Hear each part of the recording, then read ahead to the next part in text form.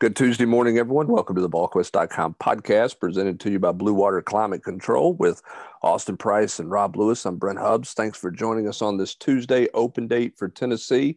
The Volunteers obviously coming off another ugly outing to Alabama with a focus on Arkansas ahead.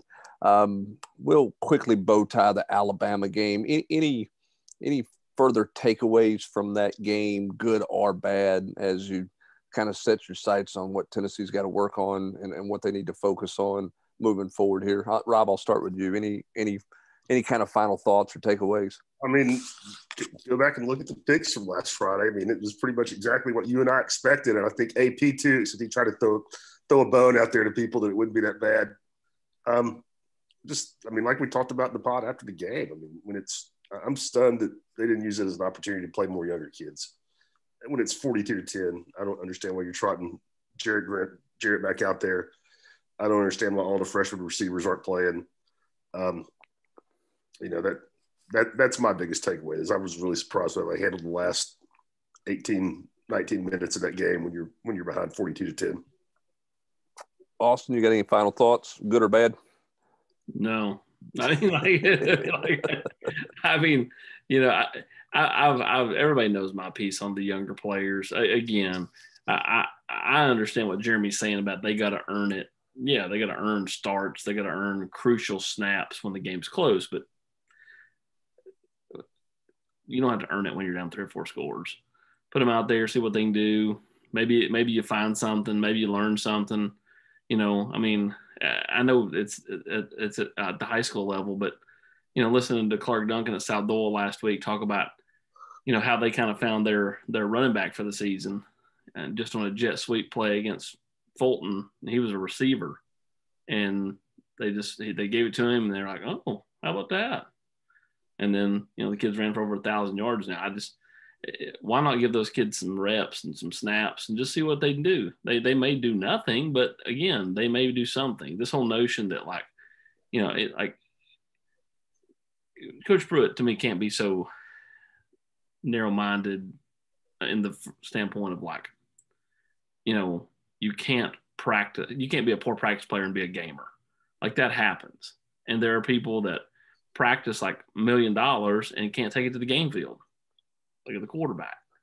So, I think it works both ways. In a perfect world, you've got a guy that works hard on the practice field, does it all the right way, and then balls out on Saturday. But it's not always the case. Yeah, there would be some guys, if you went only on practice field, and I said this earlier, there would be some guys in the former era who were really good football players that made some money on Sundays that wouldn't have played very much football at the University of Tennessee based on simply their practice, habits or their practice play. I agree with you guys on that. And we've talked about the young players ad nauseum. The other takeaway that up on rewatch, and it wasn't going to be that Tennessee was going to win the game because they weren't, but to me, and the quarterback talk dominates this, this team and where it's at right now. Their inability to play the ball in the defensive secondary is as big of a surprise to me as anything on this team this year. Kenneth George has dropped 3 or 4 interceptions. Trayvon Flowers, Mac Jones threw him the ball down the middle of the field early in that game before Alabama had control of the football game. He didn't play the ball. He played the receiver. Bryce Thompson turns his hands the wrong way and doesn't catch a ball that ends up in Minchie's hands at the 2-yard line. That should have been a pick. Mac Jones should have thrown 3 interceptions in the first half. Now, would Alabama have lost the game? No. Okay, I don't believe that. I don't believe that. But for a defense that's got issues, can't rush the passer consistently. They got issues in the middle of the field. When the quarterback throws you the ball, you got to make the play. And Tennessee hasn't had an interception since Theo Jackson in the Missouri game. And their other big interception came from Henry T on a pick 6 in the South Carolina game. I'm stunned that they're not playing the ball better and haven't shown better ball skills in the back end of the secondary when the ball's been up for grabs and there's been a potential play to be made there. That's as big of a surprise to me about this team through 5 games as anything we've seen. That's my big takeaway from it. Cosign on the interceptions. I don't have anything else to add other than it is. I mean, Tennessee has left some turnovers out on the field. Well, my other takeaway is the press conference afterwards. Jeremy clearly didn't like some of the line of questioning. Him saying that the gap is closing. I think in his mind, the way this team looks versus how it looked when he first got here, it's absolutely changed. 100%. He's exactly correct. He's 100% correct. Problem is on the scoreboard, it's not changed. So it's like some of the stuff Butch would say was technically correct, but it's things you can't say. Like you just can't. Nobody wants to hear it. Well, let me play devil's advocate to that, Austin. How should he have answered that question when he was point blank asked, "Do you feel the gap is closing, and why is the gap closing?" I would have said, has our program made strides since I got here? Absolutely. Do we still have a long way to go? Yes. So on the scoreboard, it may not reflect it, but in areas off the field, I'm not talking about the classroom or anything like that. Like how we prepare, how we work, how we look, all of those, 100% Tennessee looks a lot better than it did in 2017. Isn't that kind of how he answered it? He answered it pretty emphatically, like the gap is closing. I can assure you. Okay, I got you. Okay, you're saying with the tone of it, it's different. Okay, I got you. And I think in his mind, and I think he couldn't answer it this way, but really to me, the way that you could tell, and I think the way he's thinking is that if Tennessee and Alabama had a JV game where just the freshmen and sophomores played, I do think the gap would look closer, a lot closer. Yeah, I don't disagree with this notion. And I mean, when you look at 2017, 2018, 19, and 20, the NFL draft, Tennessee's had hardly anybody taken at all. And Alabama, I mean, man, look at Missouri and Kentucky are getting a lot more kids drafted than Tennessee are. Is. So, I mean, I think that's how he looks at it. It's like, I mean, are we still getting hammered? Absolutely. Is the stat that Josh Ward put out there damning about most 21-point losses through 30 games? Absolutely. But what were we dealing with? What did we have? And it's hard to explain or hard to expect, multiple classes of freshmen to roll in here and just be ready to play. And I mean, you're starting a Heisman Trophy winner at contender, at quarterback against, and I mean, I'm not trying to disparage the kid, but who else in the SEC would Jarrett start for? Maybe Kentucky if they wanted to play offense differently. Vanderbilt. Vandy. And, I mean, Brett, I know you mentioned it repeatedly. I most recently remember seeing you talk about it in chat. Quarterback play, man. I mean, it's just a huge, huge part of the problems here. Well, and the other thing to me too is, I mean, JG's the perfect example of you never know until they get here, until they perform. I know you old guys weren't there, but John Bryce and I were at the time. And if you'd watched Jarrett throw it out there and make all those throws on the Bergen Catholic field that day, I don't think anybody would have said he was going to have the career that he's had. I think he would have convinced you through that throwing session and just how he handled himself, how he talked, how he walked, that he was going to have a lot more success than he's had. And so you just never know what a kid's going to do when they get to the college game.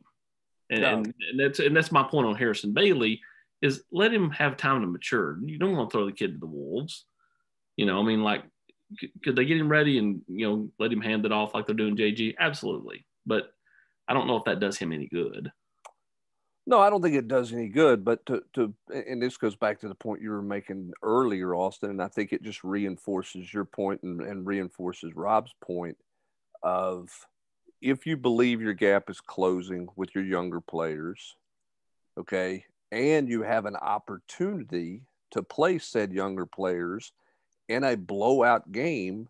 Yeah, why are you not playing those players? And I know that's beating a horse to death. Yeah, and when I say that about Harrison about not throwing to the wolves, I'm talking about to start the game. Right, absolutely. When you're down 4 scores in the third quarter, put the kid in. Like, Yeah, let him go. Or if you're not going to play him, play Mal or play whoever. Don't wait till 4 minutes to go. Right. It just made no sense. It made no sense for 2 weeks in a row. And technically they put, those kids in last week with 8 minutes to go and they went down the field. And then Kentucky literally ran the clock out the last 6 minutes. But I mean, like, there's no reason why they shouldn't be getting a lot more, reps. Like Danico Slaughter starts the first game of the year, plays almost the entire first game. And then he's not really been heard from again, except for just some kind of spot duty, in blowouts. Yeah, I mean, he's played at the end of the game when the game's out of reach is basically the only time he's played since that. So I think we all agree, and I think everybody listening to the podcast who's a Tennessee fan believes that those guys should play and should have played more. So what for this team as they go through this open date, okay, I'm not going to ask you what Jeremy Pruitt's going to do.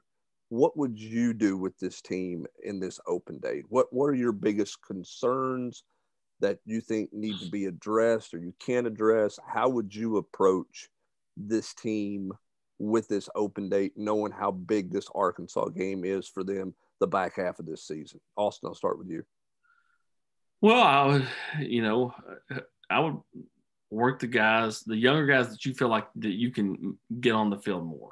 If that's, just Jalen Hyatt, it's just Jalen Hyatt. If you don't feel like those other guys can help you or they're just not ready enough to play meaningful snaps, then whatever. But to me, you've got to continue to work the quarterback position, maybe give Brian Maurer a small package, for the Arkansas game. If you're going to start JG, bring Brian Maurer in and like kind of a change of pace type of thing where he comes in, runs some, some zone read, does some stuff in the running game, maybe, catch Arkansas off guard a little bit with some tempo stuff. Defensively, I just work on tackling the entire practice. They just can't tackle. I don't know if I do anything else but tackle circuits the entire 2 hours. Any doubt that Jared doesn't start the Arkansas game? I would say it's 95%. I wouldn't say 100 because anytime you go into a bye week, there's always a chance that, the staff meets and says, hey, I know he didn't really do anything last week to lose it, but, we probably need to do it going a different direction. But I still think that that's the guy. I would say 95% chance he starts against Arkansas. Rob, what would you focus on? I would focus on cleaning up the secondary and figuring out why you can't cover the middle of the field. And, I think the linebackers probably have a hand in that too, but I would be looking hard at drilling that. And I would do something different for back. I really would. I don't know what that is, but I would. I'm not saying it's Harrison Bailey. I'm not saying it's Bauer, but I would. I think playing JG the rest of the way is worst case is the difference between going 4-6 and 3-7. And I just don't see. I'd be. This is a weird year. It's an asterisk year. How many bowl games are there even going to be if you do manage to get? Are there bowl game opportunities for teams out there that are 5-5? I'm starting to think about long term when things get back to normal. 2021, you're going to have every kid on your team for the most part is going to be somebody that you recruited. Except for who knows who comes back for a free year. But I'm moving on. For me, I'm on the defensive side of the ball. Certainly safety is a concern. I want to see more McDonald. Austin, he's made a little noise the last 2 Sunday night scrimmages, whatever that means. Would like to, see how far you can push that one over the next weekend, week plus to see if he can help you back there. And then, I'm repping Bryson Eason and I'm repping Morgan Joseph and whoever I think can help me rush the quarterback off the edge in any way capability, any possibility. I'm repping those guys like crazy because this secondary has a lot of issues. Those issues are only going to continue to be magnified if you can't get any pressure at all. I've never seen in a Power 5 college game a guy have as much time to throw the football as Mac Jones had to throw the football on Saturday. There wasn't anybody a soul around him. Other Roman Harrison got there one time, I think, and that's it. I mean, there was nothing else there. So I am specializing any of those guys who I think might be able to rush the quarterback on third down. Again, the three of us who are not athletic at all, who have no arm at all, may not have completed a pass playing quarterback on Saturday for Alabama, but I don't think we would have got hit. I mean, like I've never seen a cleaner pocket. I mean, they tried to bring pressure, and Alabama picked up wherever they brought pressure from. I mean, it was impressive. It was impressive by Alabama and not very good by Tennessee, who you knew had questions about rushing the quarterback all season. But to have 4 sacks in the opener and only have 6 in the last 4 games, Rob, that's a bad number, and that's trending in the wrong direction. Oh, yeah. If you're going to be a defense that improves. And it just exacerbates the problems you've got in covering people. I mean, a good pass rush can cover up some warts in the secondary, and Tennessee's warts are getting exposed by that.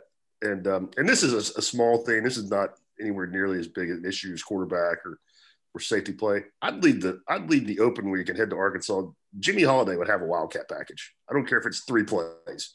Run right, run left, play action pass. I mean, I think that kid's pretty dynamic, and I would be looking for a simple way to figure out how to get him, 3 or 4 plays a game. Well, I think you got to be creative offensively. I mean, you're going to have to figure out a way to find some dynamics, particularly on third down, if you don't have any confidence in your quarterback being able to drop back and throw a ball to move the sticks for you, which clearly they didn't on Saturday. That's why they ran so many running plays on 3rd and 7 the way they did. They're going to have to let him throw it, or whoever the quarterback is, let them throw it, or they're going to have to be creative as hell on third and in those situations if they're going to improve a dreadful third down conversion rate. Let me ask you about the offensive line, then we'll tidy up a couple things here and get out of here. Jerome Carvin Austin should be healthier, should be available to play against Arkansas. Jameer Johnson should be healthier, although I thought he played pretty well coming back off the injury. Wanye Morris should be healthier as well. What do you think? And I think Spraggins can play. What do you think this offensive line looks like? Do they go back to Carvin at guard and Mays at tackle? Has Darnell played well enough that you keep him at tackle and you split Carvin and Mays there? What do you think this line's going to look like, and how big is this week for that competition? Well, if you'd asked me last week, I would have told you that they would for sure go back to Cade at tackle, and then Carvin or Spraggins at guard. Darnell kind of opened the door for him to earn more playing time. He played pretty solid last week, and Tennessee's offensive line on the whole played pretty solid last week. So, after kind of getting beat up, the previous, the 2 weeks before against Georgia, and then Tennessee's offensive line that played bad against Kentucky, they just couldn't throw it and couldn't score. The offensive line couldn't throw it for the quarterback. Yeah. Yeah. So, I think that, Cade's going to have a spot on the offensive line regardless. I would look for Jameer Johnson to get the start at left tackle as long as he's healthy to go. I would venture to say they would go Cade right tackle and Carvin at right guard if everybody's healthy. You know what I would do? And I don't know if they would even look at this, but if I'm really trying to get my 5 best guys on the field, I look at Cade at center. I really would. I mean, he's played there before at Georgia. I mean, he might not be as good at center as he is at say guard or tackle, but I would bet you he's better than Brandon Kennedy. Or go Carvin at center, which is something which that's what had been their longtime backup plan to Brandon Kennedy. So one of the two. 100% agree. Brandon Kennedy's he's a nice kid and an okay player, but if you're truly trying to get your best 5 on the field, I don't disagree with Rob at all. Kennedy certainly struggles with physicality and struggles against big guys, big heavy guys in there. I think that's been, certainly shown time and time again. And I think some of that shifting stuff has caused him some problems because we've seen, the illegal snap stuff that has taken place there for sure. All right, so plenty of things going on the football front. Jeremy Pruitt meets the media on Wednesday. Players meet the media on Wednesday. Tennessee practicing 3 days this week, and then the weekend off. We'll see how that is handled from a if players handle themselves the right way when they get away and get gone with all the, the COVID stuff that remains out there. And then obviously they'll continue their preparations for Arkansas and earnest starting next week. The Razorbacks taking on Texas A&M. Couple quick recruiting things. Then we'll hit a couple of hoop things out the door here. Austin TID scheduled to do something on Friday. Could change. We all know that. If he does go through something on Friday, I don't know where it's going to be, but not Tennessee. You think it would be an upset if it's Tennessee if he does something this early? Really Tennessee. Okay. They have no D-line coach. Right. I think that affects him. I don't think it affects Tywan Malone, but I think it affected TID, and I think he'd been kind of leaning Georgia for a while. I know he's played up South Carolina for the last week, but Tennessee they had all the momentum in the summer. He didn't pull the trigger. He pushed it back. They kept the momentum even through all that. But once the season got here, the momentum kind of fell by the wayside. That one has felt like Georgia before Jeremy Pruitt made a defensive line coaching change, right? Yes. I mean, Georgia was trending that way. All right, Nyland Green was in Knoxville to check out the Vols. Still no timetable there. That one's still. I bet you he does something before Thanksgiving. Okay. That's the feel I have, is he does something before Thanksgiving. Again, it's recruiting. It's always subject to change. But that's just kind of the feel I've got by talking to a few people. The kid don't say a whole lot. It's Georgia and Tennessee. If you're asking me, I would lean Georgia, but that's with no firsthand knowledge of Nyland. He just doesn't talk. And when he does talk, he doesn't say a whole lot. If you go back and, if you listen to any interview that the kid does, and you ask him about it, talk to me about, Georgia. I mean, Kirby Smart, what more can you say? Well, you could say a lot more. Exactly. He does say, what do you like about Tennessee? I mean, Jeremy Pruitt and Derek Ansley, what more can you say? You could say a lot more. That's just kind of what he does. So he doesn't talk a whole lot. So like I said, I would lean Georgia, but that's more of a guess than it is anything else. Everybody who's committed seems pretty solid right now, right? So how hard is the challenge going to be for this staff to hold this class together? They just got to win. You go out and you win at Arkansas, and the ship steadies a little bit, and the waters aren't as rough. You come home for Texas A&M. At that point, you kind of just start, figuring it out. You either win or you don't. But I mean, if you lose at Arkansas, then Katie bar the door, because it could get ugly, ugly, ugly. All right, let's quickly on the hoops front here, Rob. The bubble deal in Orlando seems to be out from all reports out there. Certainly feels like getting a non-conference basketball schedule together is as hard of a task as anybody's got going on in college basketball right now. What's your guess on what Tennessee, maybe can or can't do with this non-conference schedule? No, it's going to be a challenge, man. I mean, they're still going to play Gonzaga unless something really changes. I mean, Rick and Mark Few have agreed on that. They want to play that game. Elsewhere, I mean, how much sense does it make to be buying games? I mean, even if you're just paying somebody $50,000 to come in here, you're losing. I mean, if you have 15% capacity, you're losing money. I mean, I think it's going to be tough to come up with a non-conference schedule. I'd say, except for, I don't know this because everything is so fluid, but I wouldn't be surprised if outside of Gonzaga, Cincinnati coming in here, that, Tennessee plays just a handful of non-conference games in the SEC schedule. I do think that playing a double round robin is on the table for the SEC. They've got the early start. I think they have to move some things around, but I think that's the possibility. I just it's going to be tough to play 10, 12 non-conference games. I don't see that as being realistic at all. Yeah, because I mean, with the bubble thing out, if they're not going to do it at that big a scale, I don't see how any individual school is going to try to put a bubble together to play a weekend or anything like that, right? Well, I do think Tennessee is going to try to what's the new phrase, MTE, multi-team event. I do think Tennessee is trying to put one together in Knoxville that'll have like four teams, and you can get 3 games out of that. Will it be a Bearden High School Rocky Top League? What we got on here? But I would expect to see them try to make that happen where you play 3 games in maybe 3 days. Not necessarily a tournament, but everybody plays each other.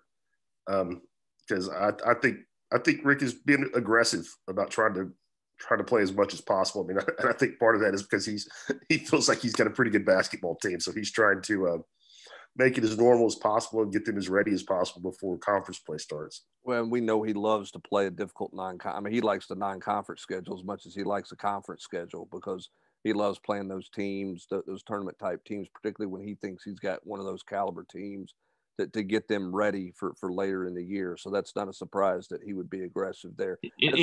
Rob, before we get out the door, any truth to the rumor that he's reached out to Wade Houston or Kevin O'Neill to talk to them about coaching in front of 50 people at TBA? That's pretty good. Actually, I have not heard that. That's actually pretty good, Austin. I give you credit for that one. I like that one because they certainly know how to coach in front of a light crowd in Thompson Bowling Arena for sure. Hey, let me say this on the way out the door too. Shame on the SEC.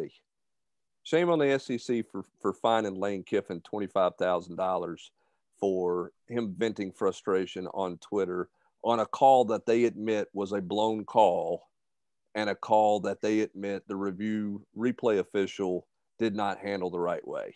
So if you're going to fine the coach for venting his frustration, where's the fine in the SEC? Are they suspending the replay official? Or are they changing how they do replays? Are they fining somebody there? Shame on them for fining Lane Kiffin for telling everybody that the SEC made a mistake. Yeah, when you make Lane Kiffin look like a victim, you're really incompetent. Well, and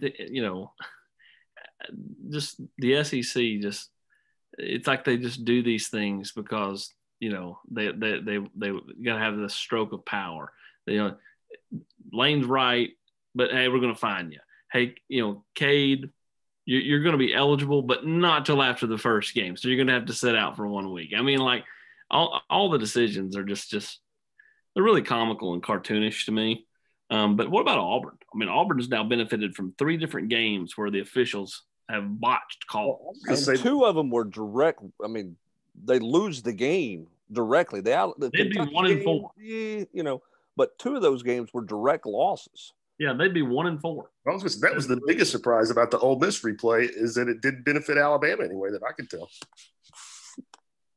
And on that note, we'll head out the door on this Blue Water Climate Control Volquest.com podcast. Again, if you're in the need and in the market for a repair or you have issues with your HVAC system, check out our friends at Blue Water Climate Control. Find out all the information you need to know about them at their website, bluewaterclimatecontrol.com, or you can visit them on Twitter at blueh20_climate. You can give them a call at 865-299-2290. You can book an appointment that way. You can book an appointment online. They'll send out an expert to look at your system, not a salesperson, to tell you exactly what you need and what you don't need to make sure that your system is up and running the way it needs to be throughout this fall and upcoming winter year. That's going to do it for this edition of the podcast. For Rob Lewis and Austin Price, I'm Brent Hubbs. Thanks for joining us. Have a great rest of your Tuesday, everybody.